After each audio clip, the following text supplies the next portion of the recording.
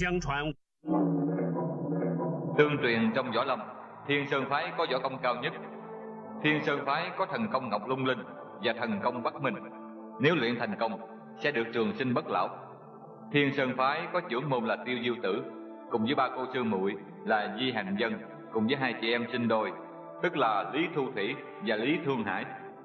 Thu Thủy và Thương Hải cùng yêu trộm sư huynh là Tiêu Diêu Tử, còn Du Hành Dân lại đi yêu tiểu sư muội là Lý Thương Hải.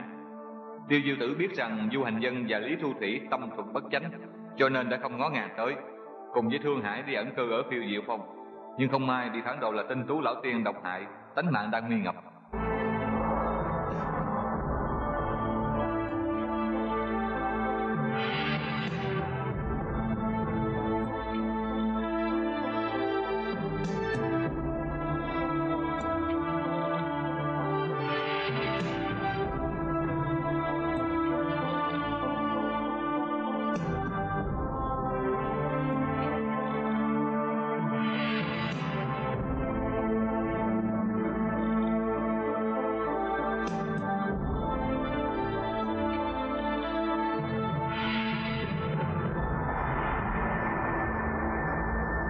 Tinh Hà, ngươi đi được bàn cờ này, nếu thành công thì lấy được công lực 100 năm trong thần cốc Bắc Minh của ta, rồi phối hợp với bổn môn chi bảo là Ngọc Linh Lung.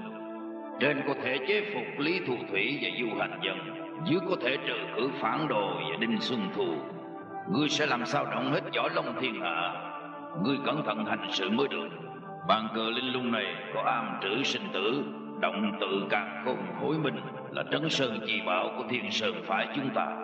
Tinh Hà, ngươi phải dạng niệm bất sinh mới có cơ hội phá được bàn cờ này.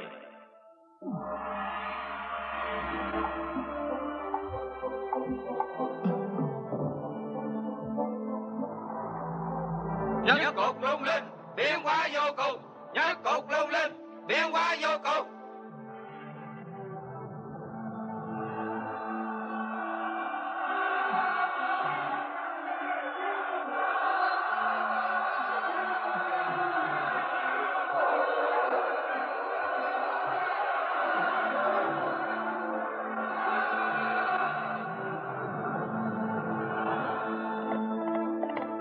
Để ta coi các người biến hóa thế nào.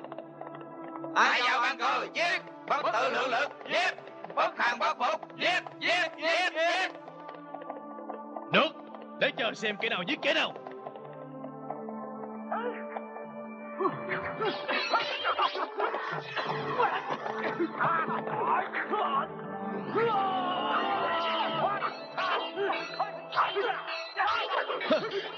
Tưởng là còn đánh gì, xoa thôi.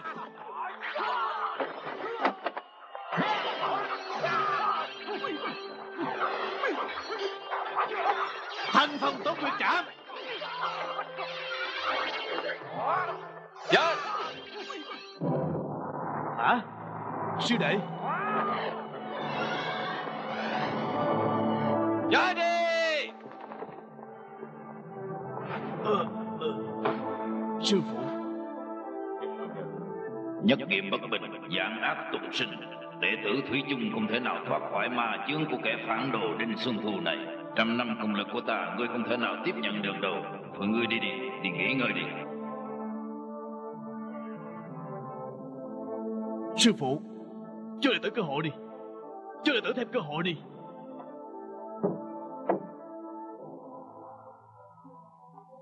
Thương Hải, Dân biết Thương Hải trên này.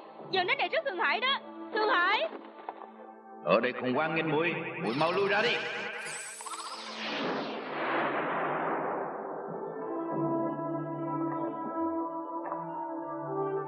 Thương Hải sư muội, là Hành Dân đi. Du Hành Dân, Dân về đi. Sư muội, trong mấy năm nay ta đi khắp chân trời góc biển, chỉ muốn tái tục tiền duyên.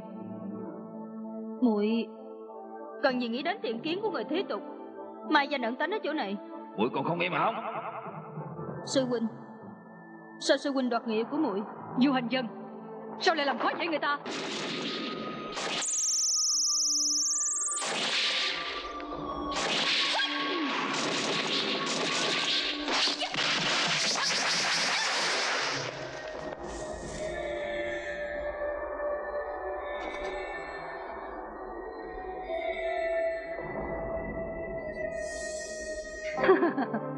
Tiểu muội ta không muốn gặp người nữa mới trốn lên Phiêu Diêu Phong này. Du Hành Dân, không lẽ ngươi không biết xấu hổ hay sao?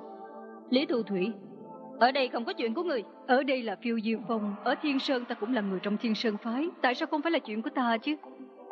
Ngươi dẫn đến 72 động yêu nhân, làm dơ bẩn hết Thiên Sơn này, ta còn chưa có trách móc ngươi nữa mà. Ngươi còn nói bậy bạ gì nữa? Ngươi nói ta nói bậy bạ à?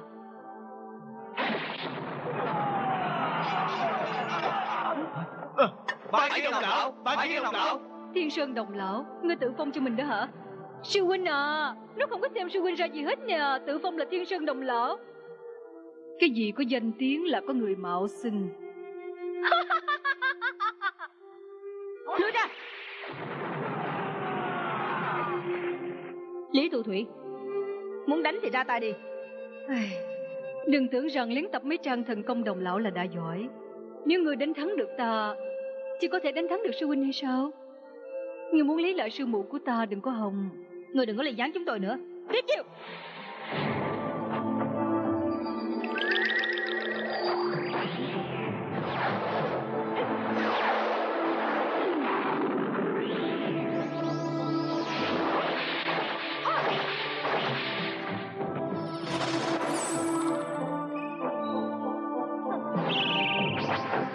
Phát thần công đồng lão không phải chỉ có mình ngươi biết đâu. Tiện nhân này thì ra ngốc lén luyện tập hả? Không lẽ ta chịu kém khỏi ngươi à? Dương lên Nguyên Quân, Tâm linh hộ thể, địch là Thủy Thiên Lý.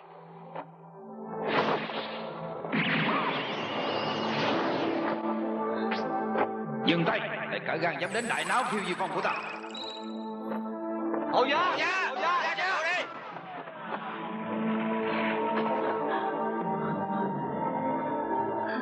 Cảm ơn sư huynh đã xuất thủ tương cứu.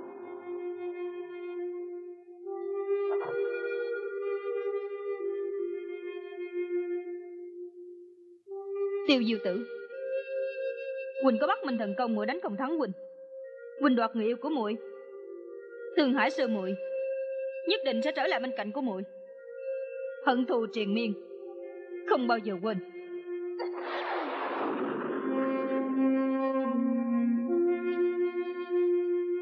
Sư huynh, rất may là được huynh thương trợ cho, không uổng công muội đã từ ngàn dặm tới đây. Im hỏng, muội lén luyện U Minh Quỷ Trảo rất là tà ác, còn tệ hơn là Du Hành Dân. Còn không về thì huynh phế võ công muội lập tức đi.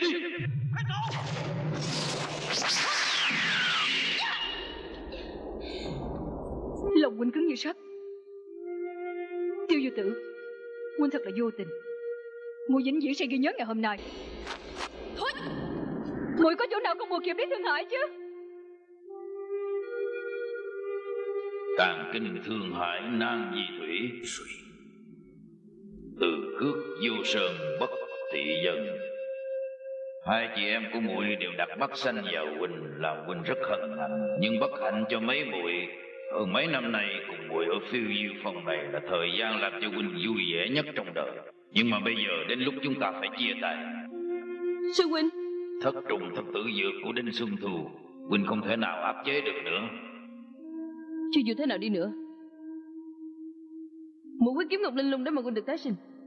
Duyên sinh duyên diệt đều có số mệnh, hà tất miễn cưỡng làm gì. Huynh sẽ gìn giữ chánh khí, cuối cùng chờ người phá được bàn cờ xuất hiện, truyền cho nó 100 năm công lực về Bắc Minh thần công. Sau này có ai cầm nửa miếng chưởng môn ngọc bội này đến, muội phải thế huynh truyền tâm pháp võ công cho nó, để cho nó thành lý môn hộ cho phái Thiên Sơn chúng ta, rồi thâu thập phản đồ Đinh Xuân Thù. Xin tuân theo lệnh của sư huynh.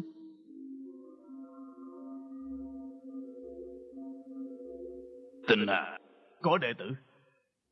đệ tử lập tức bố cục trận cờ cho ta, chờ đến nửa năm tuyên bố cái chết của ta cho thiên hạ biết, chờ coi có ai có duyên phận đến thừa kế y bác của ta, nghe rõ chưa?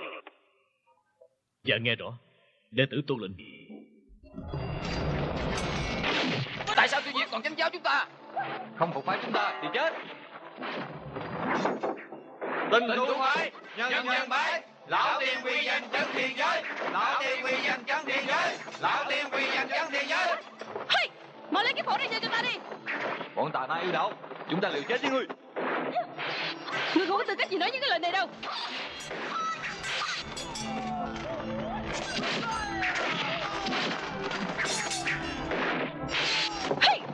muốn chạy.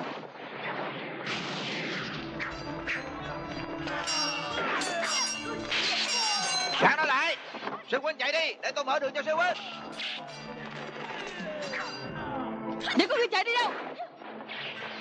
Hey, muốn đi hội Liên Sơn phải để lại cái gói này.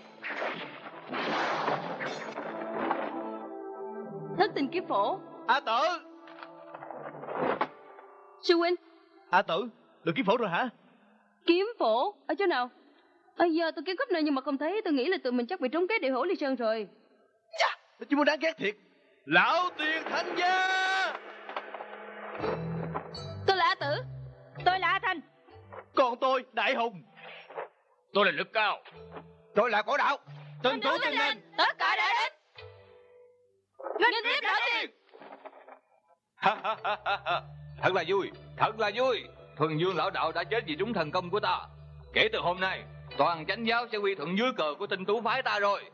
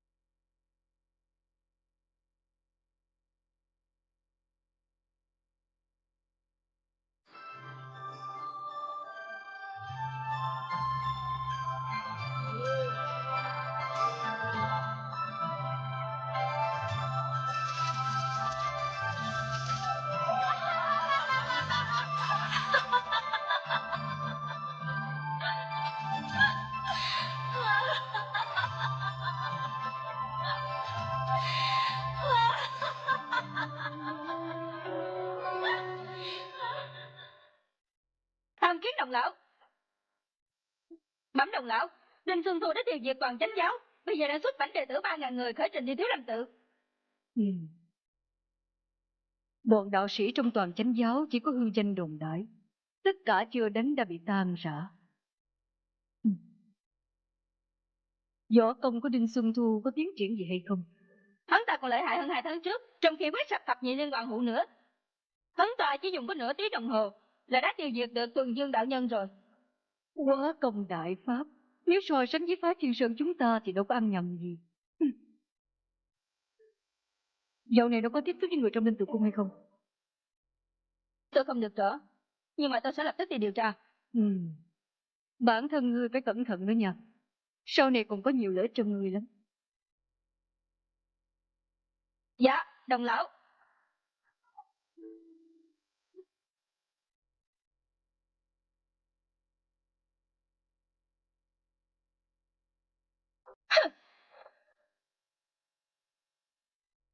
Ta tức là Tinh Tú tiểu tiên của thần thông Quảng Đại, lãnh đạo Võ Lâm. Đã gặp bổn tiểu tiên, ngươi còn không quỳ xuống. Wow, thì là đã quá, thì là đã quá. Wow, thì ra làm lãnh đạo của một đơn vị là được oai phong như vậy. Để mình làm lại một lần nữa nha. Lão già Tinh Tú lão quái này, gặp mặt bổn tiểu tiên còn không mau quỳ xuống hay sao? Bổn tiểu tiên bây giờ ra lệnh cho ngươi.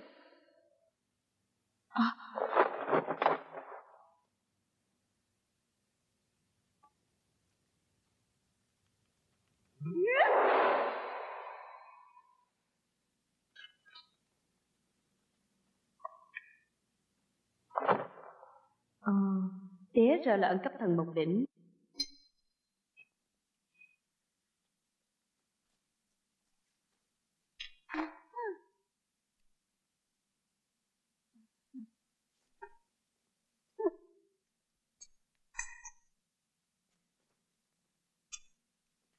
Bây giờ sư huynh sao sư huynh lại làm như vậy? Sư huynh coi như là tôi không ngó thấy hay sao? Nhưng may mắn là bây giờ tôi đã ngó thấy rồi. Nếu để cho sư phụ của chúng ta bắt gặp được thì sư huynh nguy to rồi. Sư huynh có biết hay không? Sư muội, huynh làm như vậy chỉ là lo tương lai cho hai đứa mình thôi. Ở nương đậu với người ta thì thủy chung không ở lâu đâu. Chờ chúng ta cùng nhau luyện thành công quá công đại pháp. Ngày mai nhân dịp Đinh Xuân Thu tấn công lên Thiếu Lâm Tự, chúng ta thừa cơ ăn cắp dịch căn kinh. Đến khi đó, hai đại thần công liên thủ lại, hai đứa chúng ta có thể song kiếm hợp bích, hùng bá thiên hạ. Sư huynh à, vậy là tương lai sau này A Tử trông cậy vào sư huynh đó. Sư huynh nhớ là đừng có làm phụ lòng A Tử, có biết hay không?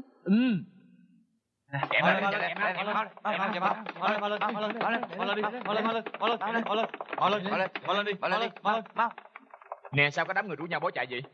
Tên tú phá tới gần tới đây rồi, còn không mau chạy nữa. Buông lại đi mà. Đâu có gì đáng giá đâu. Thôi mặc kệ đi. Cái chân bông phải lấy đi theo. Không biết còn sư huynh đệ đây không? Phương trưởng. Vâng, Niết Bà La Mật Quan Tự Đại Bồ Tát. Phương trưởng. Chỉ còn một mình đệ tử ở đây không chạy à? Đệ tử còn ngồi đây niệm kinh. Dạ phải. Vậy thì tốt. Đệ tử mau theo ta. Dạ, con hả?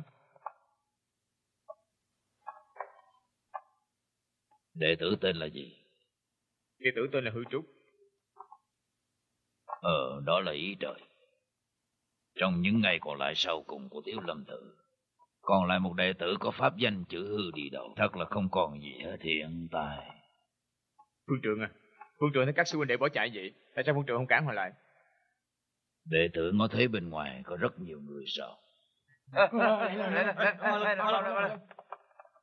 Đệ tử phỏng đoán nếu không có 1.000 thì cũng khoảng mấy trăm à. Sai rồi. Chỉ có 2 đứa thôi. Đâu ít như vậy? Đệ tử dùng tâm xem kỹ coi. Một đứa tên là Danh, còn đứa nữa tên là Lợi. Người trong thiên hạ không chạy thoát được chữ danh và lợi. Hả? Chúng ta là người xuất gia là phải xem cho thấu cái danh lợi. Chúng mới sắp tới rồi còn nói nữa. Đệ tử qua ngồi bên này. Còn ngồi nữa? Không ngồi được không? Bổn tự kinh lịch dễ dàng nhiều đời. Cho đến ngày hôm nay đây, cũng như ngọn đèn leo lét. Tinh tú lão tiên gây ra tai nạn này có lẽ không thể nào tránh khỏi được đâu. Phương trưởng, kỳ thật, trốn tránh tình hình gây go này cũng được. Nhẫn nhìn được sẽ bình yên vô sự.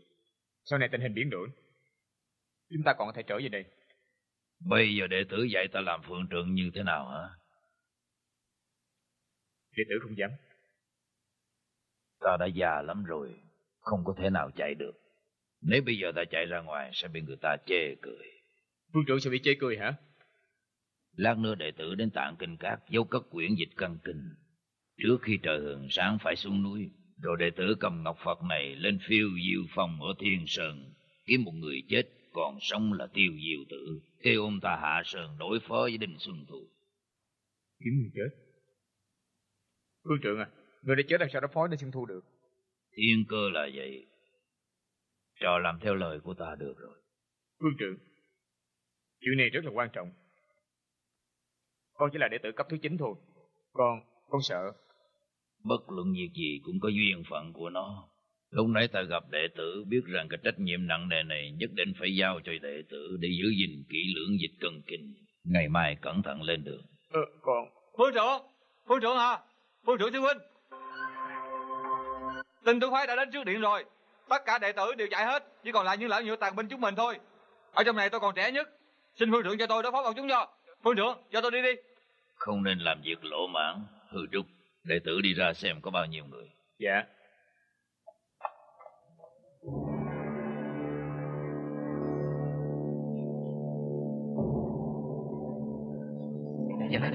Đừng nói lớn tiếng cho họ nghe đó. Đừng nói lên, họ nghe được đó. Ở bên ngoài. Hư Trúc, ở bên ngoài có tất cả bao nhiêu nhân mã? 2 đứa. 2 đứa? Vậy thì tốt quá, lần này thoát nạn rồi chỉ có 2. Dạ, này Hư Trúc à, tại sao bên ngoài rất có nhiều người mà đệ tử nói chỉ có 2 đứa? Một đứa là Danh, một đứa là Lợi. Phương trưởng vừa nói đó. Bây giờ đệ tử lập tức đến Tạng Kinh Các lấy quyển dịch cân kinh ẩn trốn đi. Dù có xảy ra chuyện gì cũng đừng có ra đây. Dạ.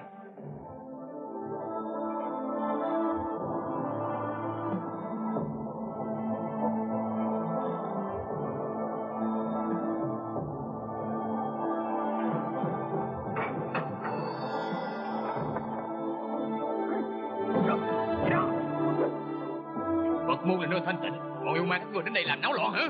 Lão Tiền thánh giá Thiếu Lâm, mà bọn hòa thượng các ngươi còn không mau quỳ xuống nghênh tiếp. Muốn quỳ thì ngươi quỳ đi. Được khốn nào.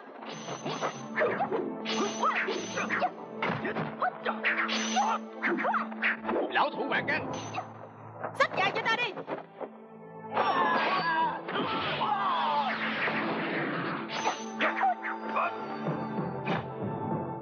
Truy tinh cả nguyệt. Cứ đi có thể thôi ta sao?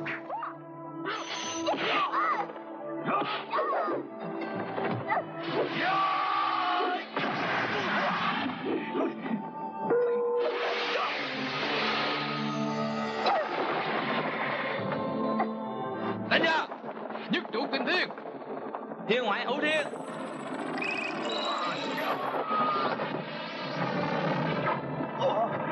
Quá công đại pháp. A Di Đà Phật. Lão hòa thượng, hôm nay Thiếu Lâm tự phải đổi tên. Sau này phải gọi là Tinh Tú Thiếu Lâm Phân Đà. Tất cả hương quả đèn dầu ta chiếm lấy 7 phần. Còn những việc khác ta không đếm xỉa tới. Những lời lão sư của ngươi nói hết chưa? Người có gan dám đánh với ta sao? Ta đã già rồi nhưng không hoạt động đã lâu. Bây giờ đến lúc hoạt động rồi. Được, vậy để ta đánh tan xuống ngươi. Vậy ta xin cảm ơn ngươi. Sau này khỏi sợ đau lưng nhức mỏi trong khi có gió mưa. Còn nói nhiều hả?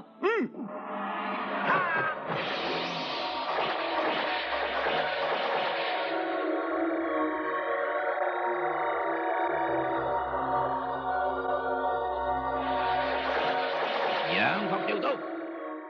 Quá công đại pháp.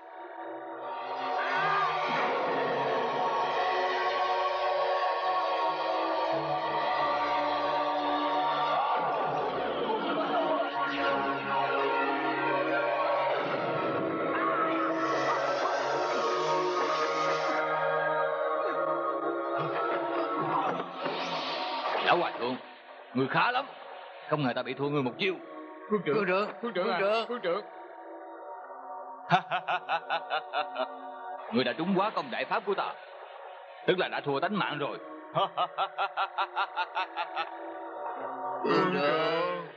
Tinh Tú phái nhân nhân bái, lão tiền quy nhân trấn thiên giới. Kể từ hôm nay, thiên hạ sẽ không còn Thiếu Lâm tự nữa.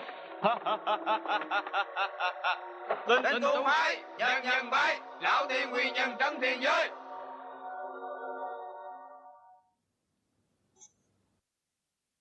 Ê, mau đi, đừng lấy gì nữa hết. Chạy mau đi. Các người thấy tôi Tôi đang nghĩ ở trong bụng là cái bọn hòa thượng ở Thiếu Lâm chắc đánh võ giỏi lắm. Làm cho tôi đi cải trang như bây giờ đây thiệt là uổng công. Không phải. Để đâu vậy chứ?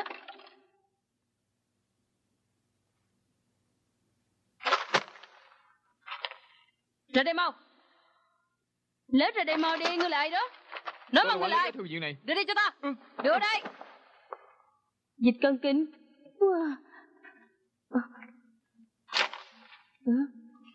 Sao lại là chữ Phạm? Tiểu hòa thượng, người nói người là quản lý viên ở trong thư viện này, chắc là người biết thông dịch chứ. Tôi không biết chữ đâu. Tôi chỉ quản lý thôi, tôi đâu biết gì đâu chứ. Không biết làm sao mà quản lý được, người muốn gạt ta hả? Đứng im. Hey, dịch cân kinh. Wow, tuyệt vời nha. Ây quá, lần này có củ quý rồi. Ai da. Hòa thượng, sao người lại dám án toán hai đứa ta? Sư huynh à, chính nó ám toán hai đứa mình đó. Chính nó là hắc diện độc thủ Phật Như Lai. Sư muội làm gì vậy? Tôi chặt chân. Tại sao chặt vậy? Sư huynh cũng mau chặt cái chân đi. Mà không thì khí độc chạy khắp cùng mình thì sư huynh sẽ chết đó. Sư huynh hãy mau chặt cái chân đi, còn suy nghĩ cái gì nữa? Đừng có suy nghĩ nhiều nữa mà chặt đi. Có độc sao? Ây, đừng có suy nghĩ nữa mà chặt bỏ đi mà. Hey, Trúc. sao lại vậy?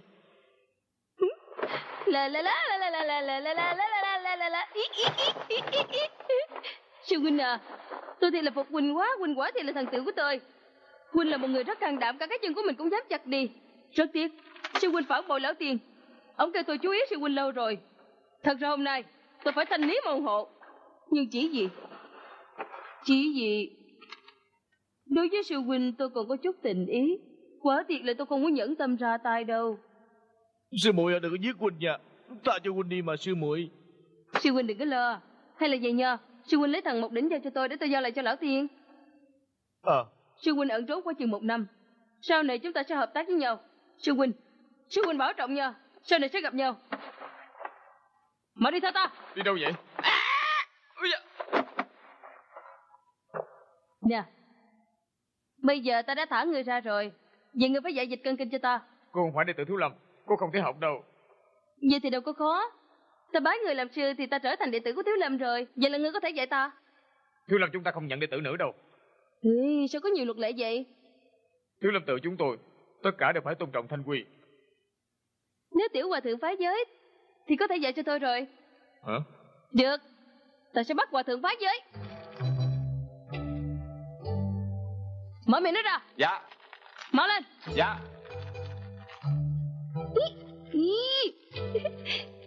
Nè, miệng của hòa thượng đã chạm đến đùi gà rồi, coi như là đã phá giới. Nè, mau xem đi, xem xong thì dạy cho tôi. Còn có phương trưởng phê chuẩn, làm thế nào tôi cũng không có xem đâu. Cứng đầu như vậy.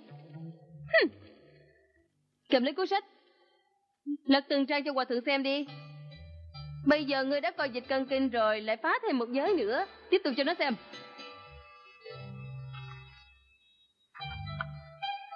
Không phải tôi muốn xem, tại cô ép bức tôi thôi.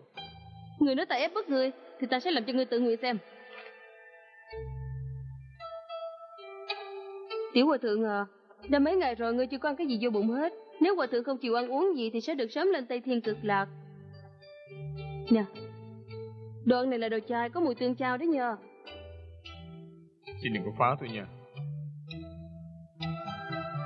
Tôi không có lỗi gì. Cô nương làm ơn thả tôi đi. Ta thì là không có gạt ngươi đâu. Ta cũng nổi danh là kẻ cứng cổ, nhưng không ngờ ngươi còn cứng cổ hơn là ta. Ta thì là chịu phục ngươi rồi. Nếu ngươi còn không chịu ăn đồ, như vậy cũng như là ngươi đã phá giới rồi, có biết hay không? Nè, đã mấy ngày rồi ngươi không có chịu ăn cái gì hết. Rồi đây ngươi sẽ phải chết, như vậy tức là cố ý tự mình giết mình đó. Làm như vậy không phải là phá giới hay sao? Ngươi hiểu ta nói rồi hay chưa? Hả? Tôi tin. Ngươi thì là chịu tin ta. Vậy thì mau ăn đi, mau lên. Nè, mùi gì có ngon không? Cô nương à, thật ra tôi còn có chút gì muốn nói với cô nương nữa. Tôi tên là A Tử, tiểu hòa thượng tên gì? Pháp hiệu tiểu tăng là Hư Trúc. Cái tên này thì là hợp với hòa thượng đó, giống như là cây trúc vậy. Tử cô nương à. Thực ra nhân phẩm của nương cũng không có tệ lắm. Tại sao gia nhập Tinh Tú phái, làm chuyện tội lỗi gì chứ? Tiểu hòa thượng, thấy ta nể tình lại được nước. Ta đối đãi tốt với người, trái lại người lại dám chửi ta. Cái bọn hòa thượng của người mỗi ngày đều nói bồ bồ, nói tin Phật lại Phật. Nếu như không có bọn khốn nạn như là chúng tôi, thì đâu có ai tin theo lời các ngươi. Nếu như trên thế giới này không có giận đen, không còn có ma thần, không có tai nạn, thì tội gì người ta đi thắp nhang? Không có ma thì không có Phật. Đơn giản như vậy mà ngươi cũng không hiểu. Không có ma thì không có Phật. Thật là uyên thâm. Có lên tụ cung thiệt hay sao? Chuyện làm đồ hỗn láo. Thiên Sơn Đồng Lão chỉ có một người. Môn quy của Thiên Sơn phái đã định. Ai là chủ nhân của linh tụ cung thì người đó là Thiên Sơn Đồng Lão. Cái sự thật này không có người nào có thể sửa đổi được. Nó có tài gì? Nói về võ công, nói về tài trí, nó làm sao so sánh với ta? Nó chỉ chẳng qua gia nhập sớm hơn ta có vài ngày. Trong mấy năm này, sư thúc đã tận lực kiến thiết cho Thiên Nhai Hải Cát này nổi danh đại giang Nam Bắc. Khí thế còn lợi hại hơn là linh tụ cung nữa. Nhưng mà sư điệt e rằng những kẻ ở linh tụ cung chịu không nổi sẽ đến đây tìm sư thúc. Đến chừng đó hai bên sẽ đối lập nhau. Chi bằng ta ra tay trước để nắm chắc phần thắng lợi.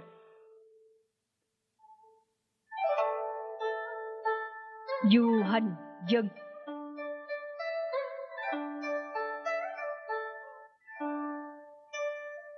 Bẩm đồng lão, 72 đồng chủ đang đứng đợi ở ngoài đã lâu.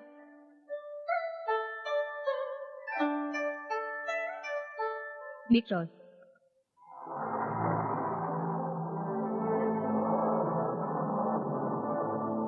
Tam Thiên Đồng Lão, chúc Đồng Lão vạn thọ vô cương, sống lâu mãi mãi.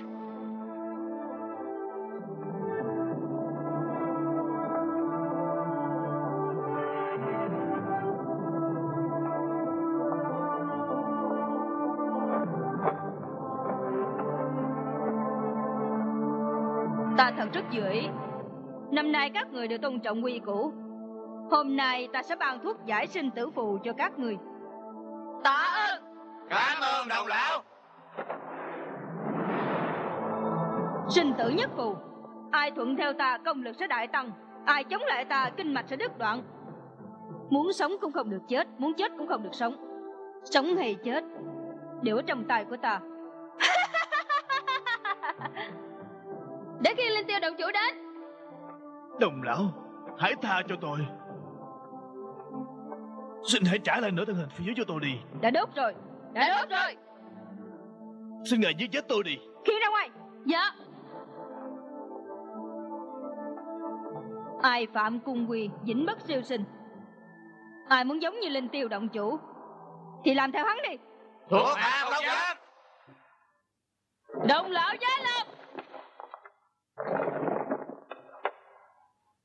Du Hành Dân, bấy lâu nay người mạnh giỏi chứ. Kẻ đề tiện như người có tư cách gì tự xưng là Đồng Lão? Chủ nhân của Linh Tửu Cung là Du Hành Dân ta. Chỉ có ta mới là Đồng Lão. Trên trời dưới đất chỉ có ta thôi. Du Hành Dân, ngươi lén luyện tập kinh Đồng Lão, ép sư huynh Tiêu Vũ Tử bỏ đi, chiếm lấy Linh Tửu Cung tự xưng là Đồng Lão. Vở kịch này từ đầu chí đuôi chỉ có mình ngươi biểu diễn thôi, ngươi không biết xấu hổ hay sao? Nói cái gì? Ngươi hãy xem đi. Thiên Sơn 72 động chủ tất cả đều hàng phục ta. Không có Du Hành Dân ta, Thiên Sơn phái nổi danh vậy sao? Nếu bọn chúng không trúng sinh tự phù thì bọn họ chịu ngồi nghe nói của con quái vật ngươi hay sao? Hỗn láo, im miệng. Đừng có nói nhiều nữa. Ngươi muốn gì? Thiên Sơn Đồng Lão chỉ có một người. Ngươi muốn đấu nhau ở đâu? Ở đây là Thiên Sơn, đương nhiên là đấu trên trời rồi. Du Hành Dân, mang theo ta. Ta là thần tiên ở trên trời, mà sao ngươi dám cả gan đấu với ta trên trời? Tránh ra.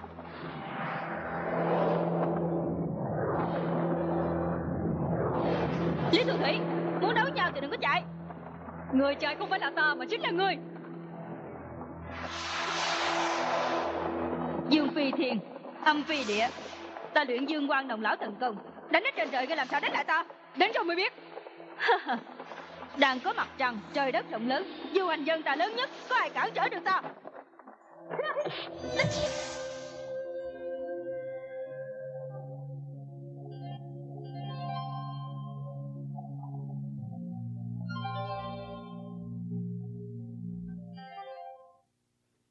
Cô ta đang làm gì vậy? Chắc là cô ta đang hết chất độc. Thật là hư đốn. Con trẻ như mình lại nói chuyện như vậy. A Tử cô nương à, khôi nó có độc mà. Cô không nên hít nó vào nữa.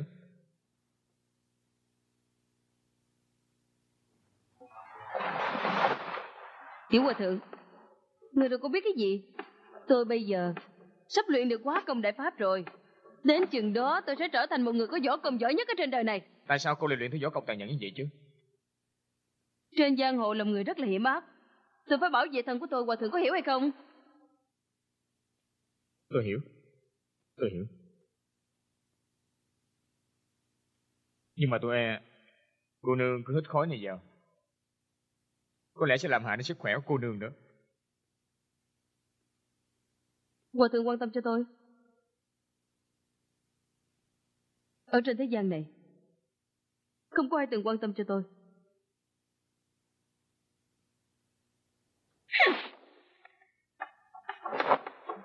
Ta cần gì ngươi quan tâm cho ta?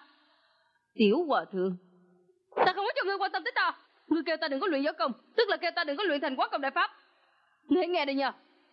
Khi ta luyện thành công rồi, lúc đó ngươi phải dạy dịch cân kinh cho ta. Tới chừng đó ta sẽ làm cho người muốn sống cũng không được, muốn chết cũng không được. Thiện nhân, ai chửi ta đó?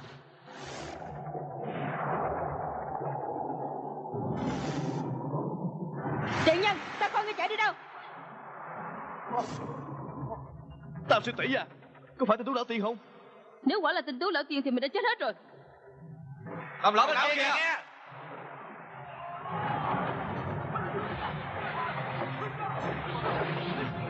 Theo ta theo đây, lại lên, theo ta đây. Mau lên, lại lên. Hậu gia. 72 động động chủ, chắc là có chuyện gì, mình ra coi. Dạ.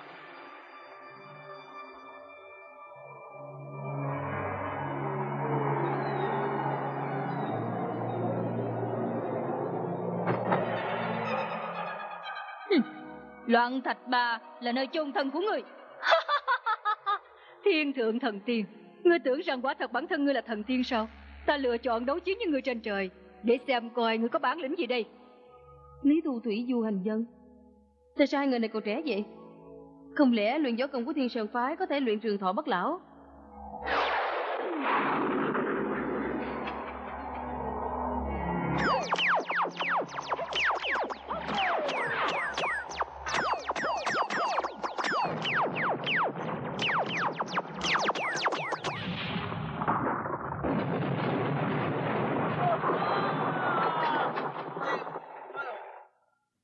Trái thành dạ lây.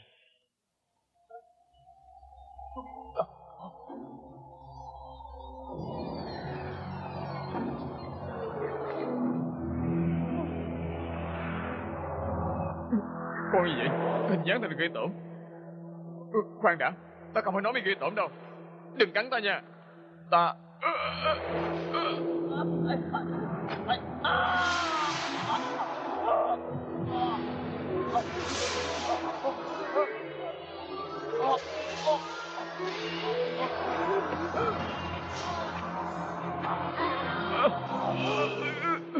Cái dịch căng kính. Xin lỗi sư tổ, tôi không phải có lòng muốn lén tập đâu. Xin ngài tha thứ cho tôi thật là đau nhức quá đi.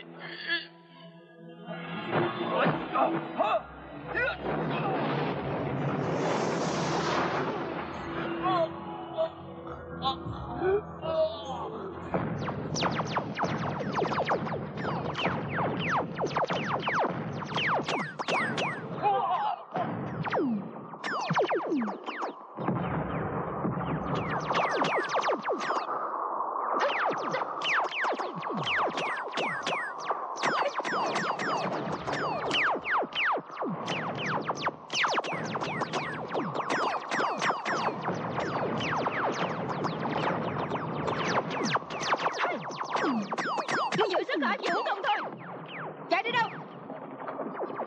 Hôm nay với đêm trăng rằm, nguyên khí của ta vô cùng vô tận. Ta mới đánh sơ thôi. Ta sẽ đánh chết ngươi trên trời này.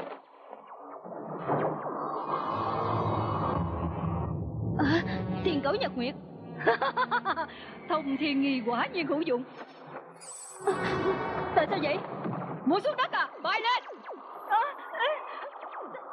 Người nói người lớn nhất ở trên trời mà. Đánh đi. Sao không đánh trả lại đi? Đánh trả lại đi. Quy lực vô cùng tận của người đâu?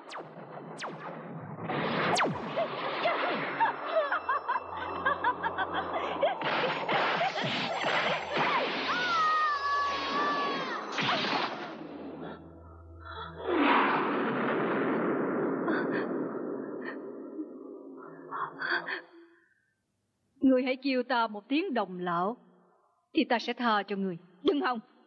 Đồng lão chỉ có một người. Chết đi.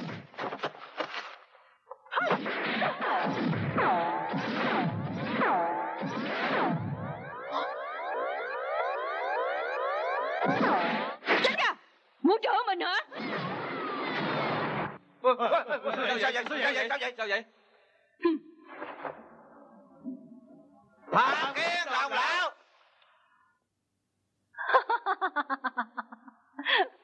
Thiên Sơn đồng lão.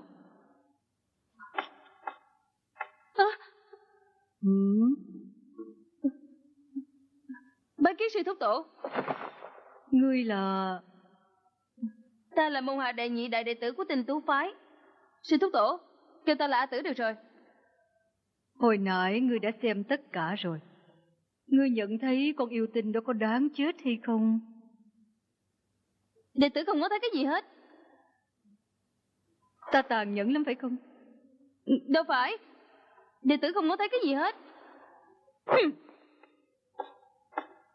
Tiễn đưa sư thúc tổ. Anh Tam, anh Tứ, tụi anh ở đâu rồi? Mau lên ra đây.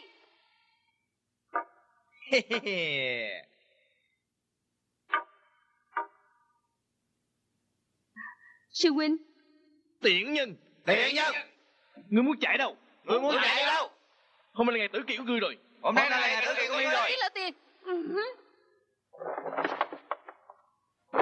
Đuổi theo. Dạ, đuổi theo.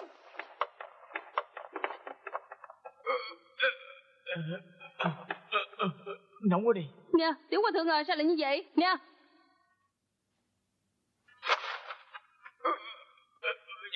Nóng quá đi. Thì là phiền phức. Nóng quá đi. Mình mặc kệ anh ta đi. Khó chịu quá. Đi. Cả đời của ta không có làm người tốt đâu. Lần này thấy người là Hòa Thượng thôi. Dẫn người theo ta. Lại muốn đi đâu vậy? Hả? Sư muội thân mến. Mới làm người tốt là thất bại. Sư huynh à, mai là sư huynh đến đúng lúc đó. Tôi đã kiếm sư huynh rất nhiều ngày rồi. Tôi trèo qua không biết bao nhiêu là đèo núi. Sau cùng tôi kiếm được Tiểu Hòa Thượng này, lãng ăn cắp thần Mộc Đỉnh đó. Sư huynh không tin hả? Tôi hửi đi. Cả thân hình của nó còn thơm mùi Mộc Đỉnh. Bộ thần Mộc Đỉnh không có trong người của sư muội hả? Nếu như ở chỗ ta thì ta đã trả lại cho sư huynh lâu rồi. Sư huynh không tin hả? Không tin thì xét mình của ta đi. Tiện nhân. Muội đừng lo. Huynh không những chỉ xét mình của muội, huynh còn từ từ sờ khắp châu thân của muội, sẽ kiếm ra được mà.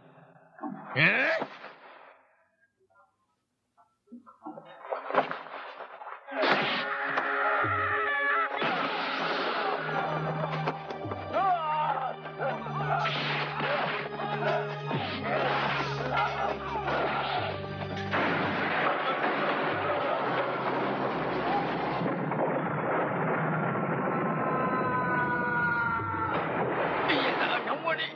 Nóng quá.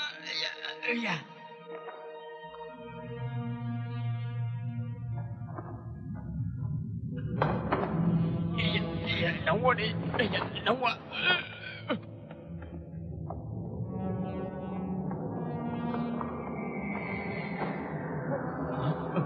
Có băng tuyết Phật tổ ban cho ta.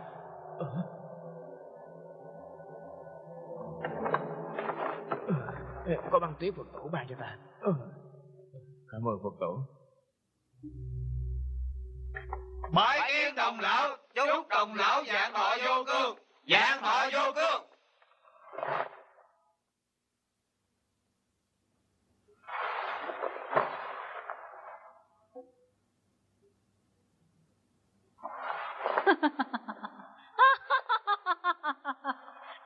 Linh tụ cung chủ. Các ngươi gọi ta đó hả?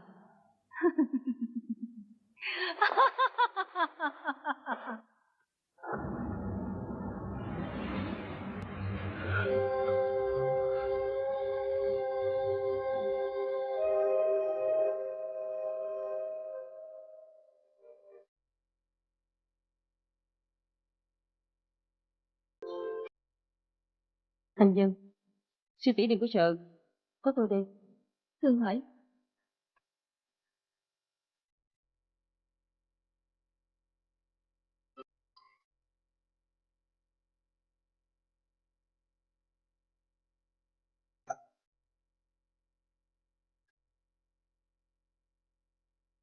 Sư tỷ hãy nghỉ ngơi đi. Nghỉ ngơi xong sẽ khỏe khoắn lại. Sư muội đừng đi đâu. Đừng có lo. Muội sẽ ở bên người của sư tỷ cho đến khi sư tỷ được khôi phục lại. Vậy thì hay quá. Sư tỷ hãy nghỉ ngơi đi.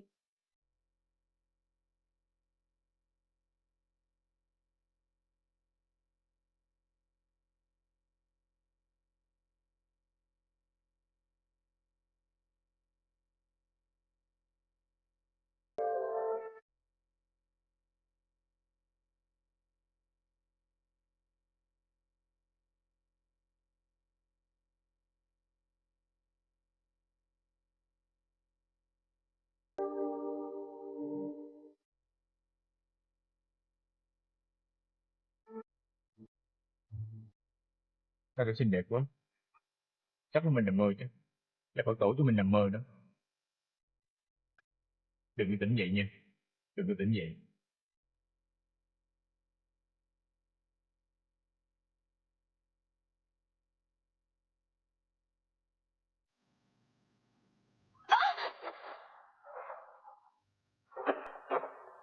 Người lại, tránh ra.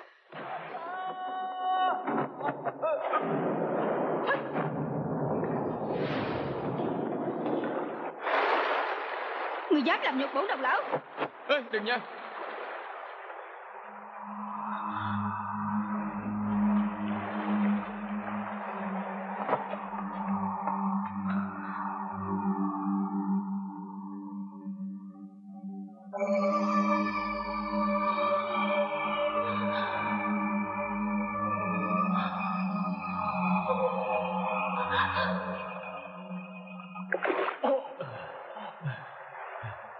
Thế là sự thật.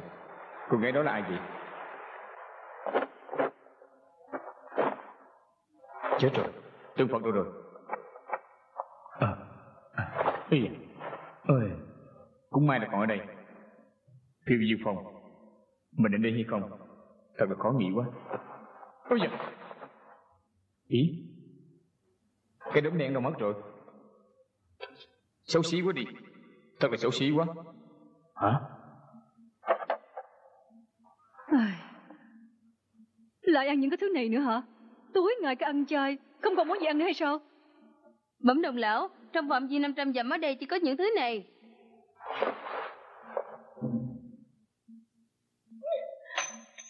Rượu này mà các ngươi dám gọi là rượu hay sao? Dẹp hết đem ra ngoài đi. Tất cả hãy lùi ra hết đi. Bái kiến đồng lão, chúc đồng lão vạn thọ vô cương, vạn thọ vô cương. Nói cái gì đó? Im họng hết đi. Ta không phải là du hành dân. Đừng có làm theo lệ này nữa. Lùi ra. Tất cả các người lùi ra. Dạ, cáo từ đồng lão.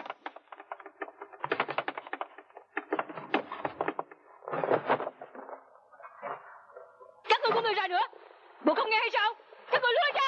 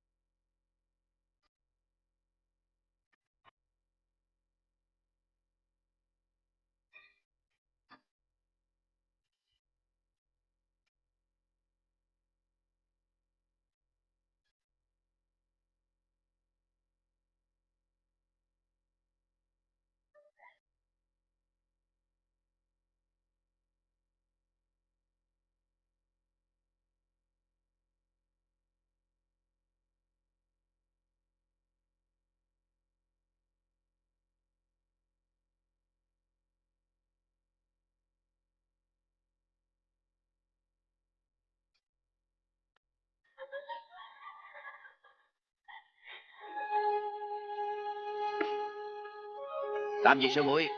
Có chuyện gì mà cười vui vẻ quá vậy hả? Sư huynh.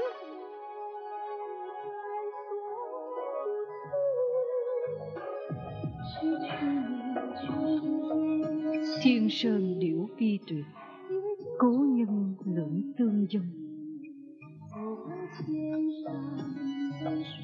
Hôm nay còn có ai cùng với ta ca múa và chung vui với nhau nữa?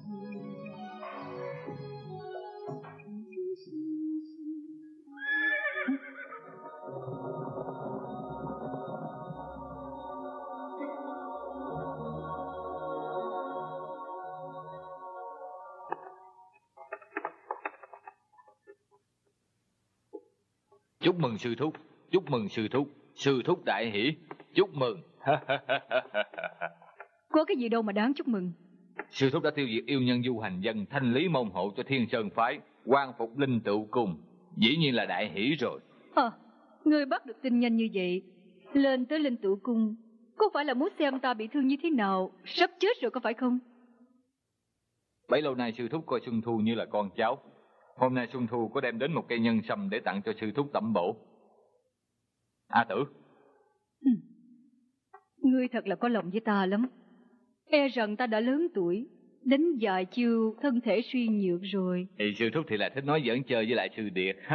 Sư thúc tổ, món lễ vật này là do lão tiên tận tâm tuyển lựa để tặng dân cho sư thúc tổ đó. Trừ cây nhân sâm lớn này ra, còn có 12 viên Nam Hải Trân Châu Đàm. Uống được, thoa được, có thể giữ thanh xuân sống dài. À, sư thúc tổ chắc là không có cần dùng đâu. Sư thúc tổ đã đẹp như vậy rồi, hay là để đó chờ 100 mấy chục năm nữa rồi dùng cũng không muộn. Tiểu quỷ, ngươi quả thật là có khẩu tài. Sư thúc tổ à, tôi tên là A Tử. Đêm đó loạn thạch ba sư thúc tổ có gặp tôi rồi. Từ khi được gặp mặt sư thúc tổ, tôi rất là sùng bái sư thúc tổ đó. Từ thái của người, nếu như tôi học được tí tiền thôi thì tôi cũng đã toại nguyện.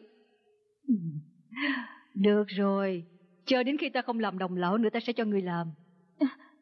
Đệ tử không dám. Nhận lấy đi. Dạ. Sư thúc tổ thì là tốt.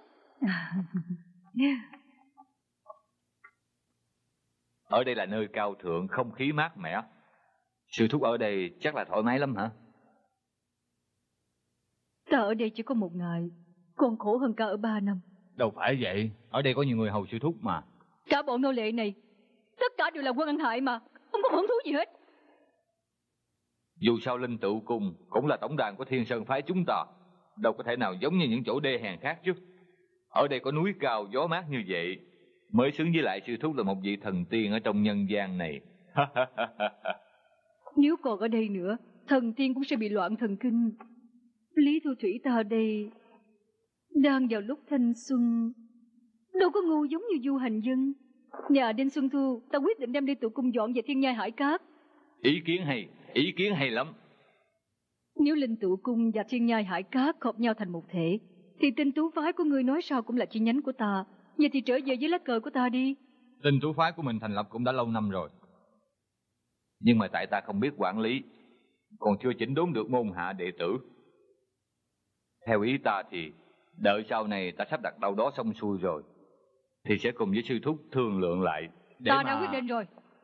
Sau này ngươi đến Thiên Nhai Hải Cát gặp ta. Ta mệt rồi, ta muốn nghỉ ngơi. Các người ở đây ăn cơm đi. Nhưng mà không có gì ăn đâu. Thì là tức chết ta đi. Có lý gì như vậy chứ? Thì là tức chết ta.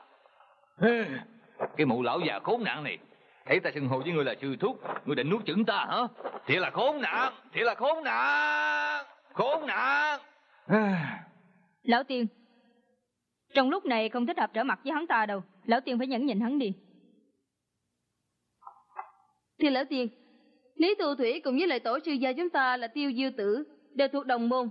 Không chừng ở trong số di vật của tổ sư gia còn có võ công có thể khắc chế được U Minh Quỷ Thủ cũng không chừng. Hả? Tiêu Diêu Phong? Cái gã Tô Tinh Hà đó không biết đã bố cục bằng cờ gì. Không có chuyện gì, ta không muốn đụng chạm tới hắn. Lão tiên, trong lúc này đừng có để xảy ra chuyện gì nữa. Xin lão tiên suy nghĩ kỹ. Hả? Kỳ thật, chúng ta mượn cớ lên núi để mà bái tế tổ sư gia là được rồi. Nhưng mà người đông e là bất mây động rừng thôi. A Tử tôi tình nguyện lên núi trước để mà chuẩn bị tất cả cho lão tiên. Không cần đâu. Lần trước A Tử đi kiếm dịch căn kinh còn chưa được. Hay là lần này để cho lão tiên đích thân lên núi, như vậy không hay hơn sao? Được. Ta quyết định lên Tiêu Diêu Phong. A Tử. Dạ.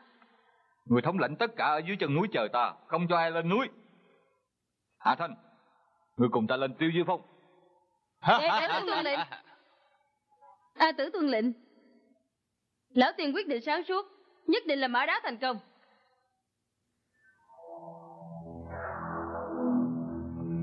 Ủa, sao không thấy ai hết vậy?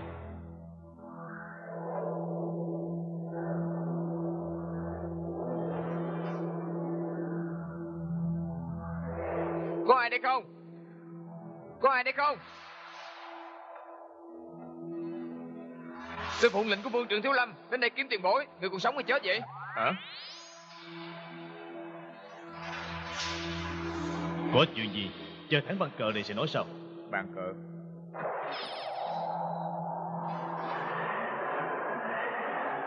Khi không bắt chơi cờ gì đây, đâu biết chơi đâu. Đi đại đi. Ở đây là chỗ nào vậy? Sao không tôi đến chỗ này? Bây giờ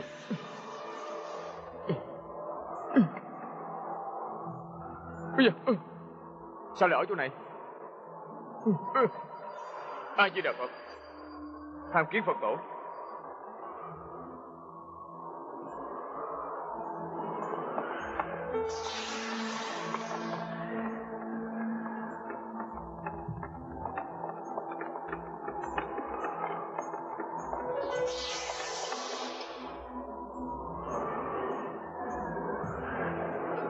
Lão Tiền giá lâm. Nghinh tiếp lão Tiền. Nghinh tiếp lão Tiền.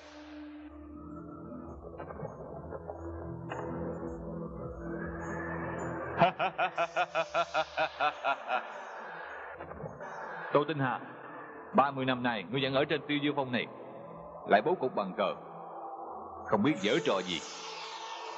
Về chuyện này ta mặc kệ ngươi. Lão Tiền. Tránh ra. Hôm nay ta đến Thần Tiên Động là để bái tế sư phụ ta. Linh Sư Thù, ngươi còn mong muốn gặp sư phụ hả? Hận thù giữa ta với người phải thanh toán mới được. Chờ vị đại sư này chiến thắng được bàn cờ, ta sẽ đối phó với người. Một tiểu hòa thượng thiếu lầm có tư cách gì chơi bàn cờ này? Để ta. Đừng đụng hắn.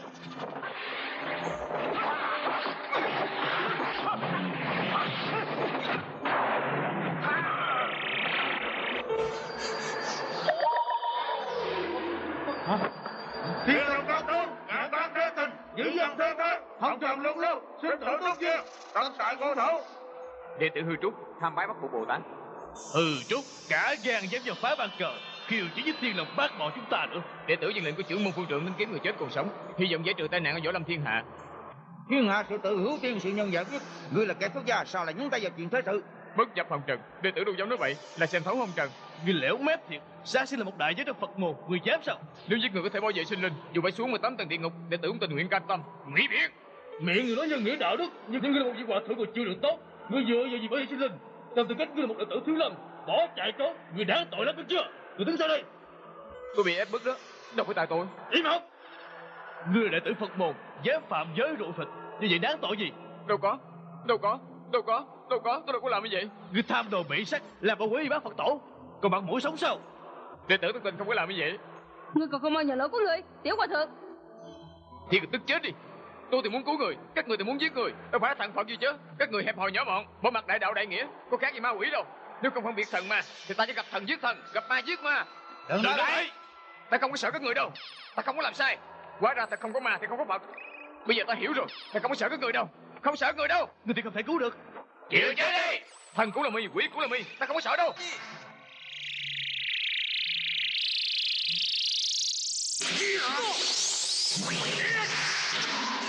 Lão Tiên, Đánh ra. Ngươi phá được bàn cờ này, vô đi. Ở trong đó chắc có bí mật gì, hãy xem kỹ đã. Ở Tiêu Diệu Phong đừng làm ẩu nha. Hả?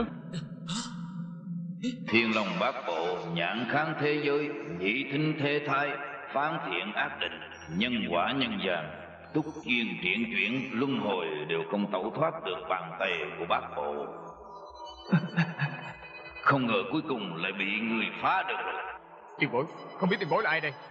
Người không phải tới đây kiếm ta sao? Hả? Tiền bối là người chết còn sống Tiêu Diêu Tử hả? Phải rồi, ta là người chết còn sống như lời đồn đãi trên trần thế, không còn Tiêu Diêu Tử này nữa đâu. Nhưng ta còn dướng tình duyên với người thiên hạ, cho nên không thể chết đi được. Phải chờ ngươi là người phá được bàn cờ này, thừa kế Bắc Minh thần công 100 năm của ta, hành lý môn hộ, giết chết Đinh Xuân Thù. Ê, tiền bối làm gì vậy? Đứng im, ta đang truyền tất cả công lực cho ngươi. Đừng nha, đừng làm vậy, tiền bối đừng làm vậy mà, đừng mà. Thì ra ngươi lại biết dịch cân kinh như vậy càng tốt. Mày lấy được bao nhiêu thì lấy đi. Tôi không có lấy đâu, tôi đã nói không lấy đâu mà, không đâu. bây giờ muốn không lấy cũng không được. Vậy được rồi, nhưng tôi có lấy cũng vô ích thôi. Nói đúng, ngươi phải lưu ý nghe ta nói. Dạ.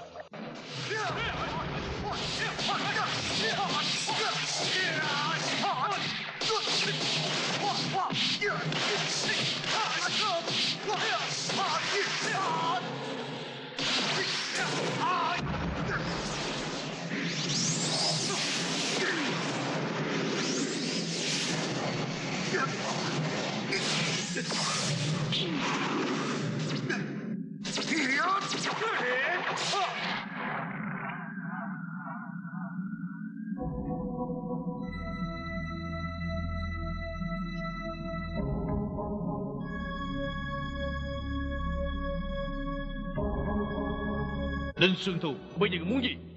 Muốn giở trò gì nữa? Mua chỉ có đám bè lũ ta xài, chỉ biết kiếm căng tự đại. Hết nằm đáy giếng thì làm sao ngó thấy thiên hạ bên ngoài. Tô Tinh Hà, người chống mắt coi ta nè.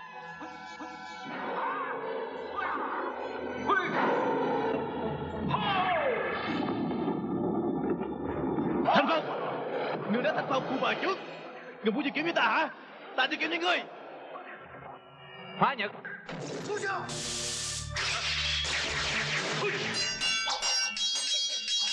Rút kiếm phá thanh thiên nhậm ngã anh.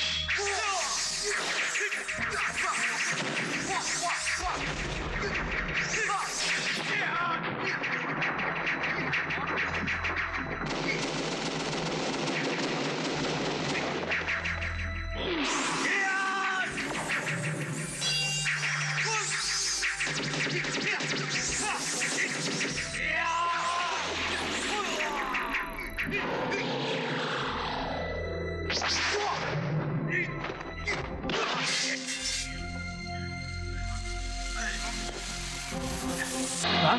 Quá đồng đại pháp.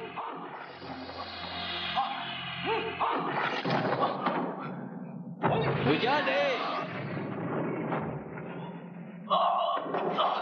Ta không cho ngươi vô đâu. Bây giờ ngươi còn tư cách gì nói nữa? Nếu như quá công đại pháp của ta giết không được ngươi thì đâu phải là quá công đại pháp.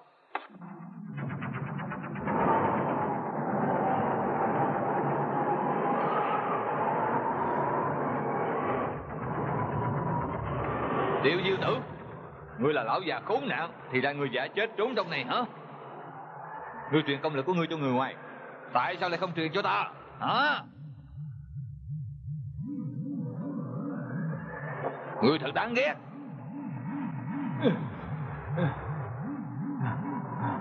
Ngươi tưởng đâu có miếng khí tường này là có thể cản ta được sao? Hả?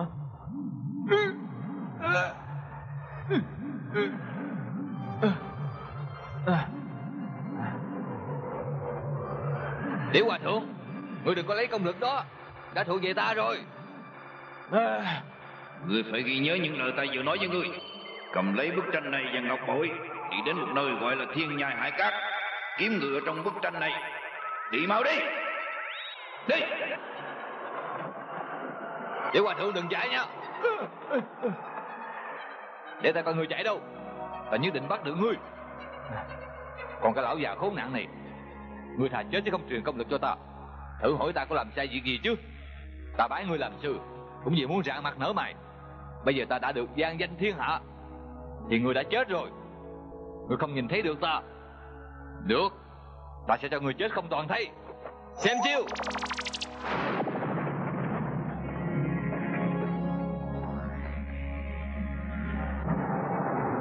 Tâm pháp bất minh thần công.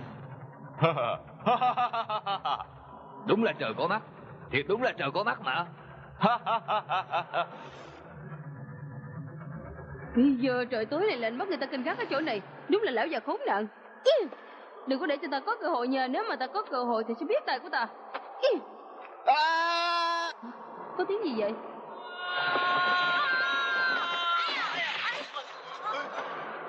Tránh ra. Người là ai đó? Mau lên, mau lên. Người này thì là quen mặt. Quê, Quỳnh có phải là tiểu hòa thượng đó hay không? Nha, chuyện gì? Quê, ở đây không có chuyện của các người. Mau lui ra. Lui ra. Đi. Nha. Tiểu hòa thượng à, đã mấy ngày rồi không có được gặp Quỳnh. Sao Quỳnh lại đẹp hơn xưa vậy? Quỳnh nói coi Quỳnh đã đi đâu? Tôi lên trển đó. Tại sao lại từ ở trên rơi xuống? Tôi đã lên Tiêu Diêu Phong, gặp được tiền bối tên là Tiêu Diêu Tử. Ông truyền tất cả công lực cho tôi. Cái đó sư phụ cô vô đến, rồi tôi bị ném ra ngoài. Quê, quả thì là Tiêu Diêu Tử truyền hết công lực cho Quỳnh rồi hả? Phải, nhưng mà tôi không lấy đâu. Tôi có nói với ông, dù tôi lấy vô ích thôi, nhưng ông ta nhất định là truyền cho tôi. Nè, Quỳnh nói là truyền cho Quỳnh cũng vô ích, hay là truyền được cho tôi có được hay không? Thôi, nè, cô lấy đi, tôi không lấy đâu. Quỳnh nói là phải nhớ đó. Huynh không có được gạt tôi. Thì con nói sao cũng được mà. Ê, Không có được gạt nha. Đừng phá tôi. Hay quá. Chờ khi mà tôi học được bất minh thần công thì tôi sẽ thành thiên hạ vô địch rồi. Tới chừng đó, cái lão tình tú lão quỷ này không có sợ tôi hay sao?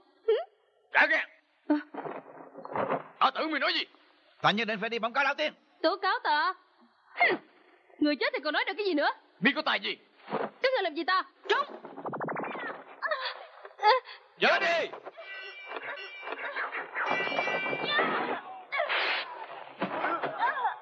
Nam mô Di Đà Phật. Đau quá. Người đã trúng tiền thống tiền của ta rồi. Người đau đớn một càng lên sẽ chết. Cô có sao không? Bắt chúng nó lại cho ta. Dạ. Đau quá. Đau quá. Bắt lại. Ta thì là đau quá.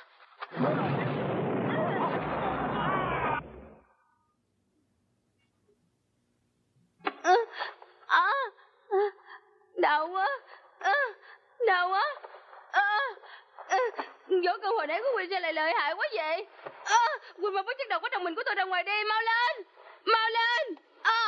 Sao được chứ? Hồi nãy tôi chỉ đến đại thôi, tôi đâu biết gì đâu. Không biết có phải thử. Tôi thiệt là đau đớn quá đi. Tôi chịu không có nổi nữa đâu. Đau quá. Được rồi, để thử coi. Chết tôi rồi.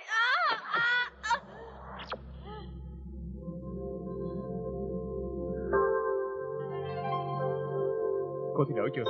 Thiệt là đỡ quá. Cô không sao chứ? Hả? Ta đang nhấn mong mối gì tới Huynh? Quy rồi. Rủi mà để Thiên Thu đến đây kiếm tôi, chắc là chết thôi. Khi này chắc chết thiệt rồi. Ai mà không biết là lần này sẽ chết chắc rồi. Trốn ở đâu bây giờ? Trốn ở đâu đây?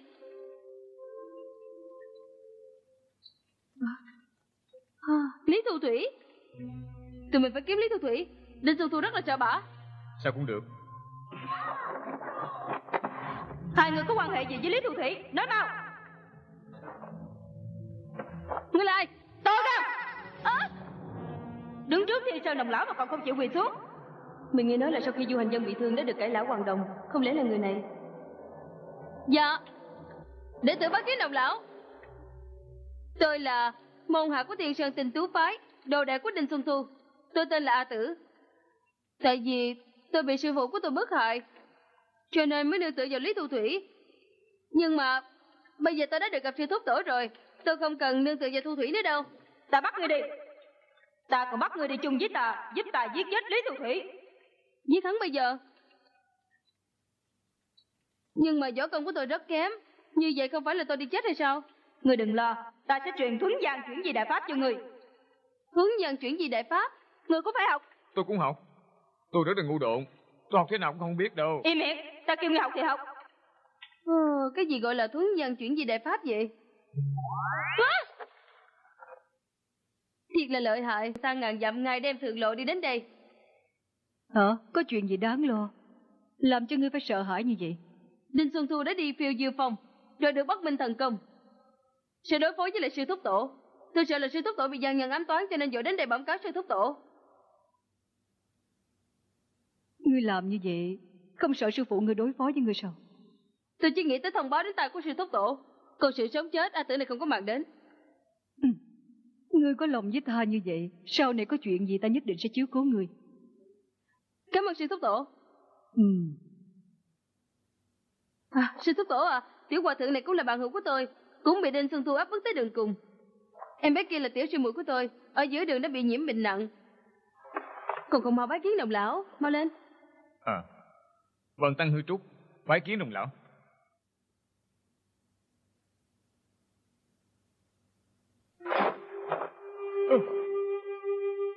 Sư thúc tổ, có lỗi gì xin tha thứ tội. Sao ngươi lại có miếng ngọc bội này? Nói mau. Có một vị tiền bối tên là Tiêu Diêu Tử, trước khi chết ông đã giao cho tôi.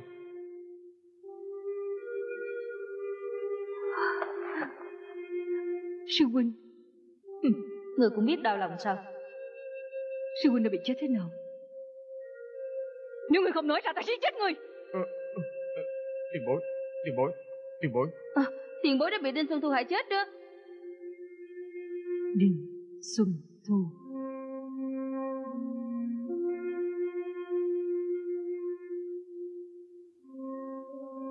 Khi ông giao ngọc bội này cho ngươi, có trối trăng vậy không? Ông kêu đến Thiên Nhai Hải Cát này kiếm Đồng lão. Hả?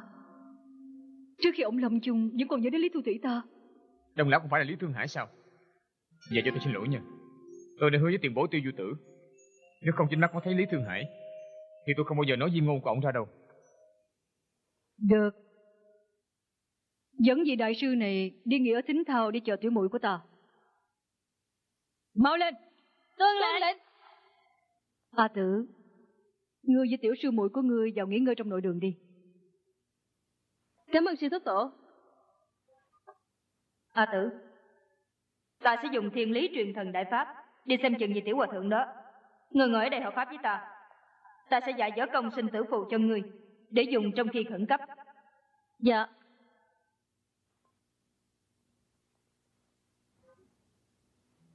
Truyền thần.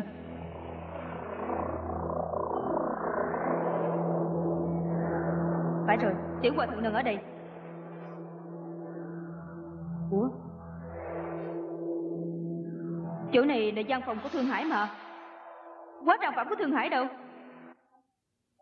Thương Hải!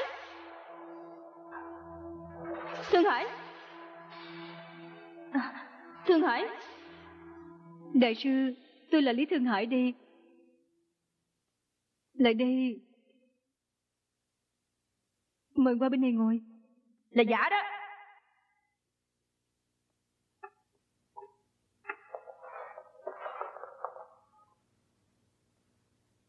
Nghe tỷ tỷ của tôi nói là có một vị cố nhân gửi một món vật cho tôi, kêu sư đến đây để kiếm tôi.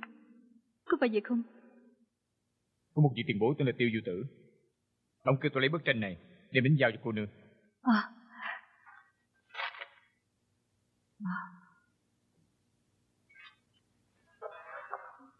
Tần kinh Thương Hải nan di thủy, từ khước du sơn bất thị dân. Trong lòng của sư huynh chỉ có một mình Lý Thương Hải thôi. Thí chủ, xin thí chủ đừng quá đau lòng. Trước khi tiền bối lâm chung, ông nói ông rất có lỗi với thí chủ. Ông còn nói là rất thương nhớ thí chủ. Ông ta đã bị Lý Thương Hải làm hại. Thương Hải nhất thời thất lễ, xin đại sư hãy tha thứ. Thí chủ, xin thí chủ đừng tự trách mình. Tiền bối có vài lời nữa nhất định kêu bằng tăng nói với thí chủ. Có lời gì xin đại sư hãy nói thẳng ra đi. Xin mời, ngồi đi.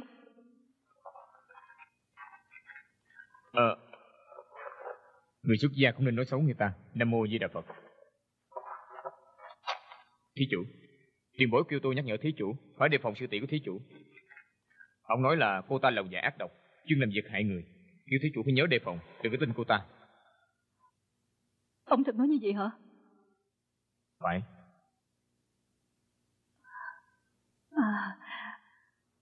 Tôi thật là cảm động quá.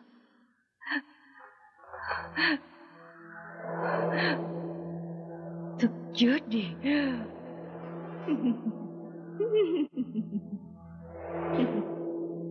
Thí chủ, sự thật lần này đến đây là tôi muốn học Bắc Minh thần công của thí chủ.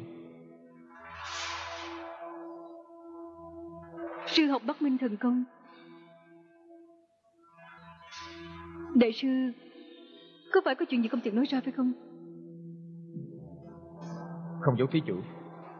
Trong lúc tôi ở Phiêu Diêu Phong, tiền bối truyền công lực 100 năm của ổng xem qua cho tôi hết. Rồi kêu thí chủ dạy cho tôi đối phó đến Thiên Thu. Sư huynh đã truyền Bắc Minh thần công cho đại sư rồi à? Bắc Minh thần công?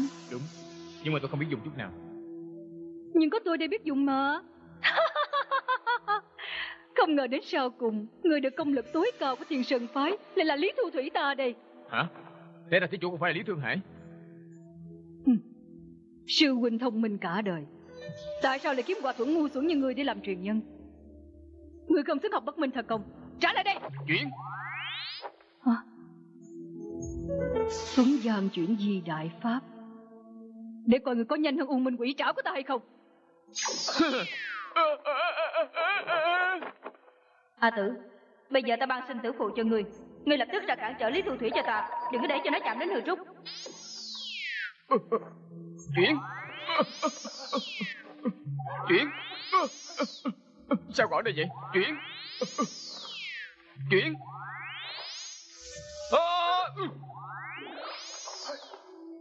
Chuyển. Ý da, vô dụng. Dùng cầm chân hay hơn. Chạy đi đâu? Trả công lực lại cho ta.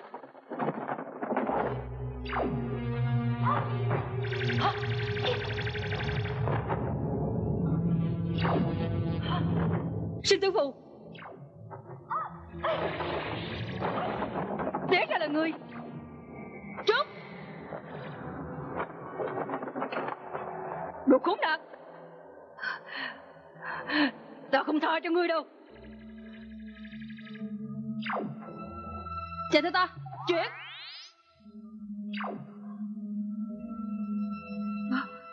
Chỗ này là chỗ nào?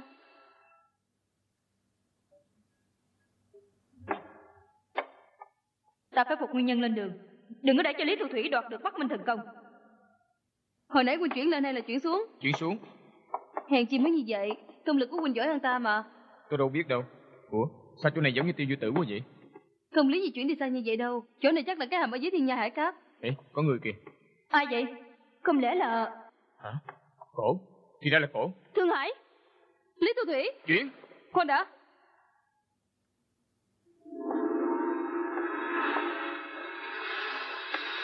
Cô đã chết rồi. Hồi nãy cô còn đang đuổi theo mình. Tại sao khi không lại chết vậy? Người chết chứ ta không chết.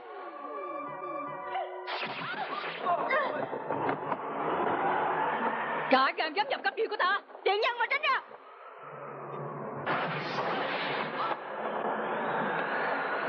Hả? Du Hành Dân. Nhân sinh là vụ dịch như điện, tình như triều lộ, cứ song song. Thương Hải, ta đã tới đây rồi. Đàn có muội đâu? Ta còn muốn hợp tấu với muội một bản nữa.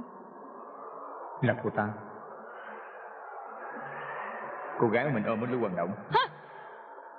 Đừng chạm đến Thương Hải. Wow, Trình Phong thì là rất mạnh. Chết đi.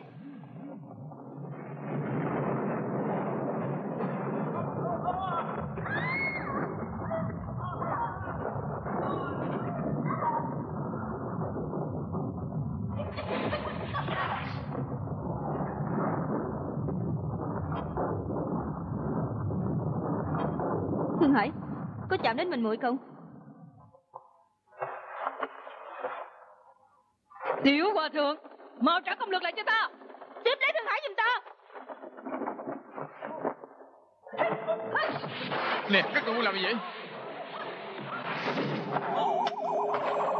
Ta hút. Ta cũng lấy. Ta không cho ngươi. Làm sao không cho được? Trả lại đây cho ta. Không dễ dàng lấy được đâu. Hai vị sư thúc tổ à, xin nương tay một chút đi. Nếu cứ như vậy thì hắn sẽ chết đó.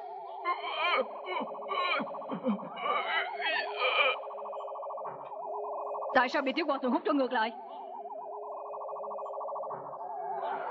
Tại sao lại như vậy? Dịch cân đảo lưu pháp. Nếu còn vậy chúng ta sẽ mất hết công lực. Vậy phải tính sao? Vậy còn không mau đánh ta đi.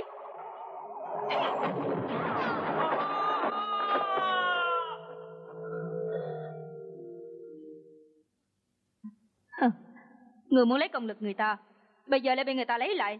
Thật là tức cười.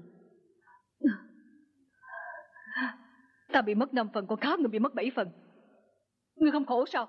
Ta đâu có khổ như ngươi. Giả làm tiểu muội của mình, nhưng người giả làm thế nào cũng không bằng một mãi mai của cổ. Cũng tại loài người đa tình như ngươi, cho nên mới hại chết tiểu muội của ta. Người hại chết cổ là Tiêu Dư Tử, không phải ta. Tiểu hòa thượng đâu rồi? Tiểu hòa thượng, nè, ngươi sao rồi? Tôi nóng quá đi. Sao? Quê, Sao đây lạnh nè, quá? Quê có sao hay không vậy? Quê đừng có hù tôi nha, đừng có hù Mình nóng tôi. mình lạnh. Thì khó chịu. Chắc chết quá. Chắc là chết đó, tôi khó chịu quá.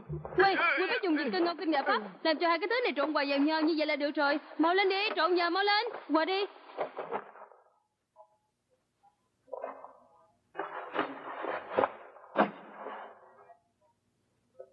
Hòa. Người đã mất hết bấy nhiêu công lực, rồi đây sẽ biến thành bàn tay như là con mụ ma vậy đó. Đến chừng đó, người nhớ kiếm một chỗ nào ẩn trốn, đừng làm cho người ta khinh tởm. Ngươi không nghĩ coi ngươi sẽ biến thành một loại yêu quái như thế nào? A Tử, mau giết con tiện nhân này cho ta. Sau này ngươi sẽ trở thành chủ nhân của linh tụ cung. Dạ tôi.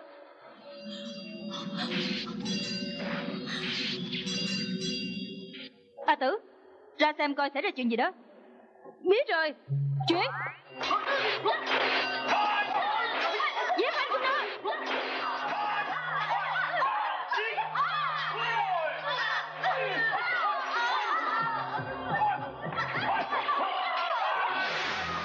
Lý Thu Thủy, cái con dâm phụ, hãy mau lên ra gặp ta để thử xem Bắc Minh thần công của ta.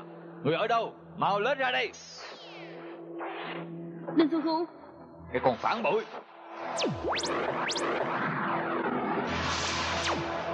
Bẩm các sư thúc tổ. Đinh tới rồi.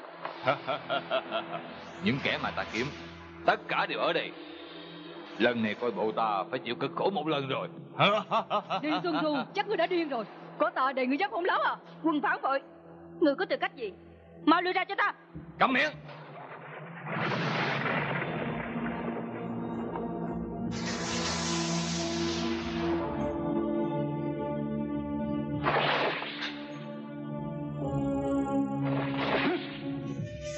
Hai con yêu tinh kia đã già rồi mà còn chưa chịu chết. Có biết bây giờ là thời thế gì không? Là Đinh Xuân Thu ta hùng bá thiên hạ. Nếu như hai người không chịu nhường chỗ, ta sẽ phá hết chỗ ngồi các ngươi. Ta chống, ta giết. Giết. A Tử, hãy mau giúp Tiểu Hòa thượng luyện công. Nghĩa mau lên đứng dậy luyện công đi. Mau lên khí dẫn đăng điền. Dạ.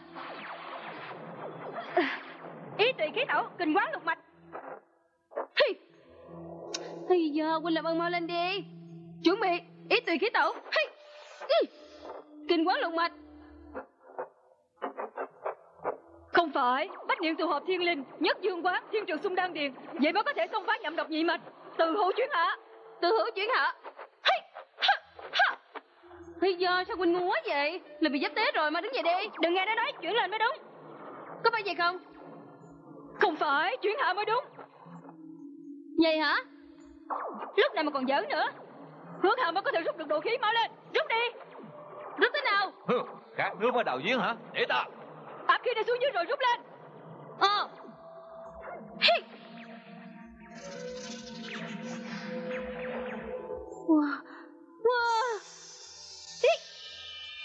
Quê, huynh nào mau làm theo tôi đi.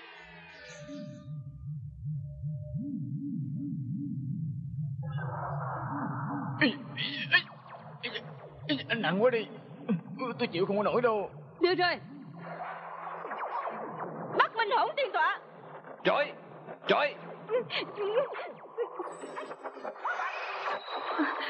Thật là sơ ý. Trời. Ta hỏi người, ngọc lung linh của Tiêu Dư Tử ở đâu? Người nói đi, ta sẽ tha cho ngươi. Muốn lấy linh lung hả? Hãy chờ kiếp sau đi. Ngươi là cọp không có răng rồi, còn dám làm quay với ta? Người có tài gì? Đưa tôi. Trời.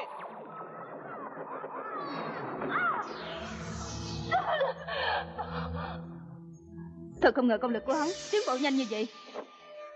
Nếu như ngươi không chịu nói ở đâu, ta sẽ giết chết ngươi. Ta lấy mạng ngươi.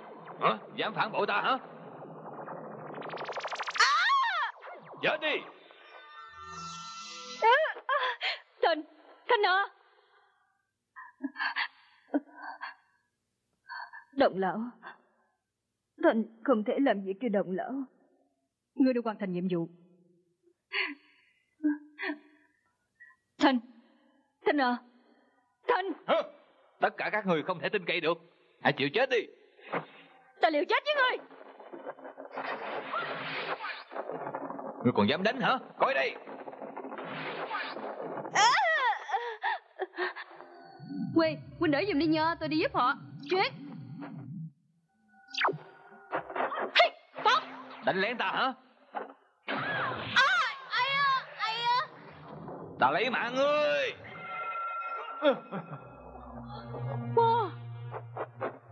Tại sao lại như vậy? Chết rồi còn lợi hại vậy sao? Thương Hải. Sư huynh, Ninh Lung muội đã kiếm nhiệm cho huynh rồi. Huynh sẽ được tái sinh. Nhưng mà về sau muội không thể ở bên cạnh của huynh nữa. Tha thứ cho muội nha. Ngọc Linh Lung, Thương Hải, ngồi đừng có bỏ đi, ngồi đừng có rời khỏi ta. Mùi thật là nhẫn tâm. Ngọc Lung Linh. Cho ta. Muốn lấy Long Châu không có dễ dàng đâu. Ta đập nát cũng không cho người. Rút cẩn thận nha. Tôi sao lại nhập vào thân của tôi vậy?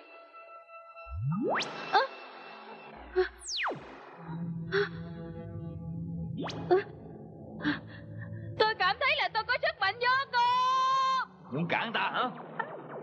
U Minh Quỷ Trảo. Ta phá. Trốn. Các ngươi như là ngọn đèn trước gió, như là chim chưa đủ lông, làm sao mà chống nổi với ta? Trả Long Châu lại cho ta. Không cho. Dù hành dân cản nó lại. Ta cản.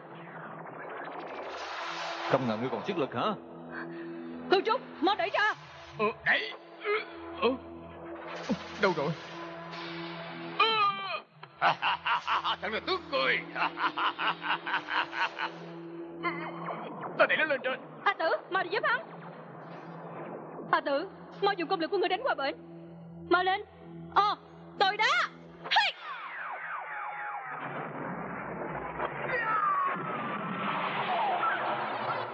Wow, thiệt là ghê gớm. Thiệt là ghê gớm.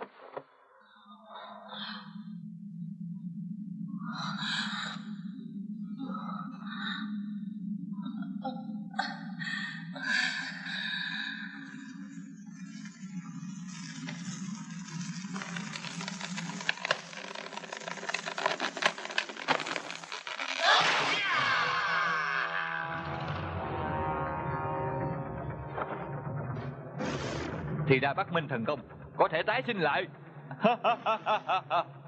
Cảm ơn hai vị sư thúc nha. Nếu như các vị không đánh chết tôi cũng không biết đâu. Bắc Minh trùng sinh pháp.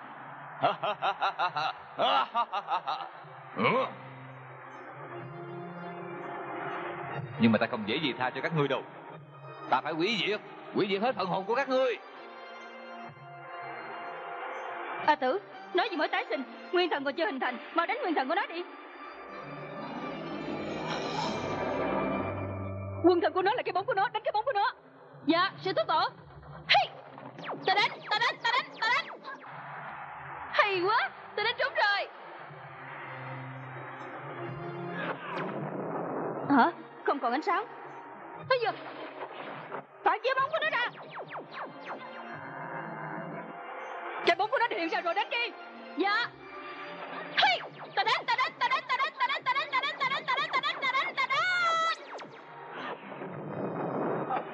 Ta quyết chết chung với các ngươi. Sư thúc tổ à, tôi thấy cái bóng rồi.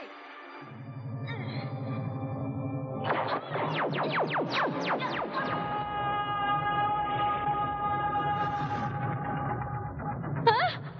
Rốt cuộc tôi đã tiêu diệt được nó rồi. Ghê gớm thiệt. Có phải không sư thúc tổ?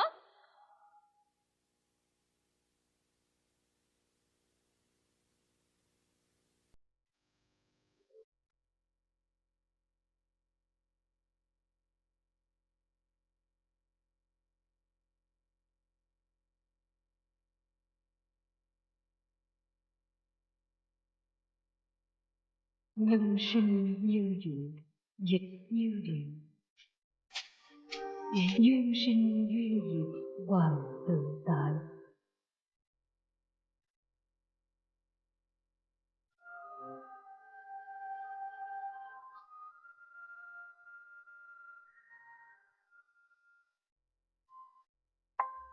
Thí chủ, xin đứng lại. Tôi muốn biết thí chủ có phải là người trong băng tuyết không? Chỗ này không phải là chỗ đại sư đến đâu. Đại sư đi về đi. Nhân sinh như dụ, dịch như điện.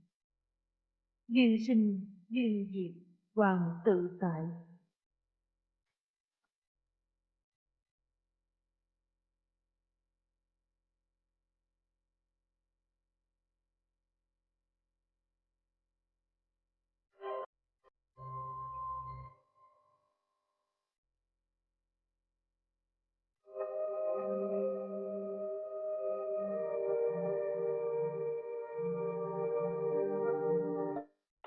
Bái bái kiến đồng lão, chúc đồng lão vạn thọ vô cương, vạn thọ vô cương.